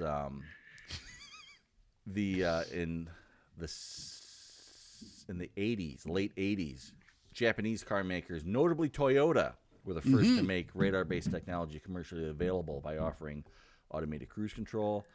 And in 1998, Mercedes was the first luxury brand using the Distronic system in the Mercedes-Benz S-Class, which was the first production adaptive cruise control using a 77 gigahertz radar sensor. So So you Paul and I go. were more right than you were on your actual answer. there you go. Winner, winner, boys. How about that? Because we mentioned the What year actual was- production cars, both of them by name. Yeah. But What year was the Mercedes? That was 89. 98. You said 85. 98. S-Class. Yeah. Okay, that's later than I would have thought. Yeah. Yeah, we were 77 both. gigahertz. That's what we use to this day. That's pretty interesting. There you go. So you knew that, yeah. Well, the two biggest manufacturers is Continental and Brems, and they're both in Germany, so that's why I was thinking Mercedes. So. Very cool. All So right. there you Well, go. my question to you guys was, how long was the '96 Hot Rod Power Tour? Almost as long as this episode. Yeah. Paul said, well, it was from California to Ohio, so it was far. Over 1,000 miles. Actually, 1,500 miles. Sounds like a lot, is what his actual quote was. So you said 1,500 miles, and then today you said it was 800 miles for the 26 version. Cue Ball said back in 96 it was 1,900, and today's was 1,200 miles. Actually, the 96 Power Tour was 2,900 miles, Jeez. Holy moly. spanned over 8.5 days. Today it was 1,000 over 5 days. So Wow. I think, Paul, we did, obviously, I think we ended up doing about 3,300 or 3,400 on that trip because we did the round trip loop. So, yeah, a little bit higher than what you guys had expected. But Well, the thing is I'm seeing the number, but I can't, it just doesn't seem right. So I'm like, I'm knocking 1,000 off because I'm like, there just can't be, we couldn't have driven that far. yeah. Oh Yeah, my it's a gosh. long way. Yeah. It's crazy. Yeah. 2,900 miles. Good gravy, man. But it's got to be way more than another 600 miles to drive all the way from Chicago, just Chicago to California's. All right. Now I got to put it in the Google machine. Yeah, but there's all the different stops. It's not a straight line. It probably went through little towns and offshoots and things like that. Oh, yeah. that added Sure. miles. Yeah. Well, I'm actually double checking this one.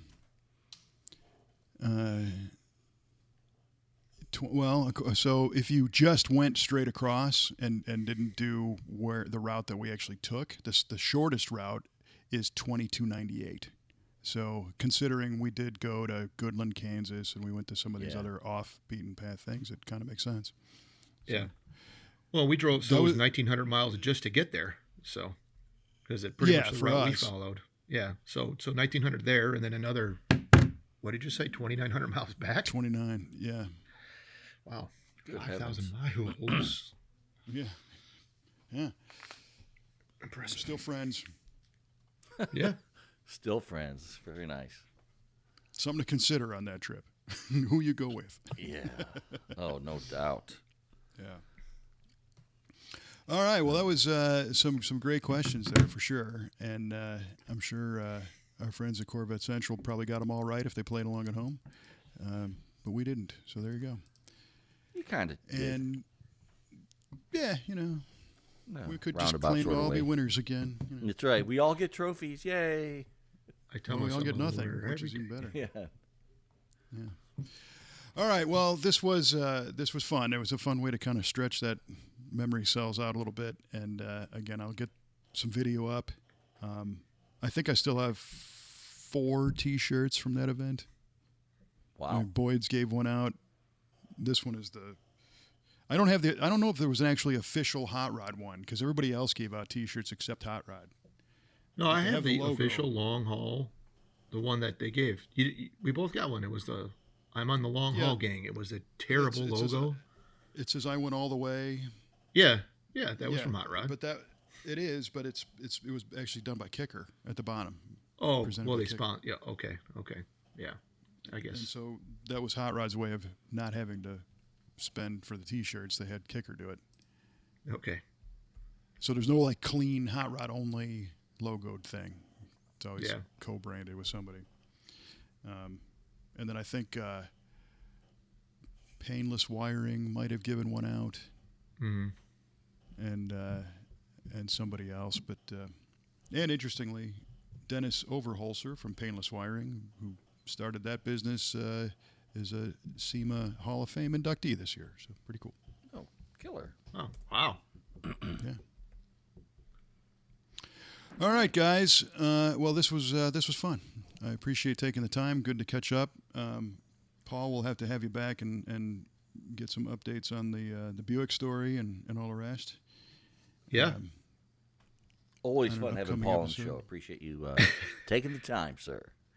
Yeah, Well, I for sure. appreciate it. Thank you guys for having me on. I really enjoy sitting here and talking about cars with you guys. So Good. we could do a In whole roundabout episode way. of the Borgeson steering box because that thing, you got to put one on your GTO. Best money spent. So That's what I hear. Yes. Yeah. It's good money spent. Yeah, same on the Galaxy. Mm-hmm. Well, I'm glad you enjoy this, Paul, because in a roundabout way, it's all your fault. You did this to me, Paul. You did this. Thankfully, yes. yeah, for All sure. right. It Well, was huge. if you enjoyed sitting through this whole shenanigans and want more, go ahead and hit the subscribe button. And like magic, it will appear in whatever inbox you choose or alert that you get. If you don't get those, go to your favorite streaming service and turn the alerts on. Go to your phone settings. Just turn them all on. Turn all the alerts on. We'll be one of them for sure. And Also invite you to check out the V8 Speed and Resto Shop website, v8speedshop.com. If you need an engine, you want to talk to Mr. Cueball there, because he's the guy that you can chat with, running our V8 Speed Engine Machine Shop, v8engineshop.com. Always fun stuff there. A lot of Pontiac motors again. Cueball. Yeah, we got a couple. It's a beautiful thing. So Soon to have We need one more. Yeah, Yep. we need one yeah, more. it's getting closer. It is. It is. All right. Well, for Mr. Mike Cueball Clarke and Paul Wieshuber, I'm Kevin Oeste, thanking you for listening and reminding you to try to keep the puke outside the car on the next road trip. We'll talk to you next time. Oh, yes.